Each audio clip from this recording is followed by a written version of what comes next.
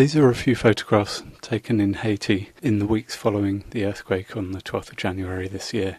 I arrived within 2 weeks of the earthquake as part of Oxfam's emergency water and sanitation team, initially in Port-au-Prince. We arrived to scenes of collapsed buildings and partially collapsed buildings, most of which will need to be completely demolished and rebuilt. This is a 7-storey college building where you can quite clearly see the 7 concrete floors that are pancaked one on top of the other. Here the Haitians are hurrying past with any materials they can salvage. It wasn't just Port-au-Prince that was affected. This little girl lives in the town of Côte d'Ivoire, and her house was completely destroyed by a rock slide. The rocks fell down the cliff behind the house and demolished 2 of the walls. Miraculously, no one was killed. Elsewhere on the south coast, in Benin, there were large landslides that wiped out the water supply system to half of the town.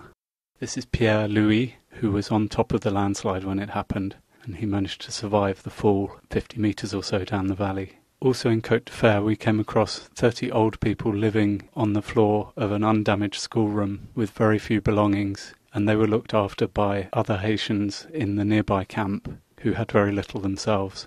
This is a typical camp outside Port-au-Prince. People have erected shelters with the materials they had available and have been given plastic sheeting to provide at least some protection from the rains. This shelter has been built entirely from cardboard boxes and sticks, and when I returned a week later they'd managed to put a plastic sheet over the top.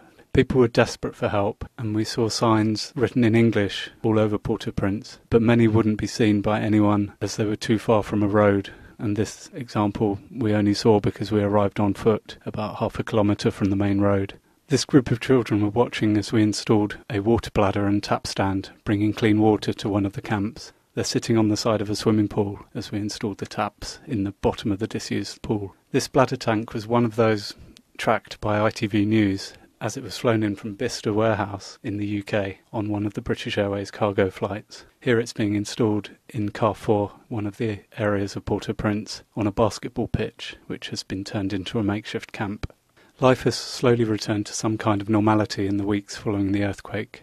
These men are playing dominoes in the afternoon in one of the camps in Port-au-Prince. And what's amazing is how resilient the Haitians are in the face of so much suffering. This little girl seems completely happy, even though she's living in one of the most squalid camps alongside one of the main roads out of Port-au-Prince.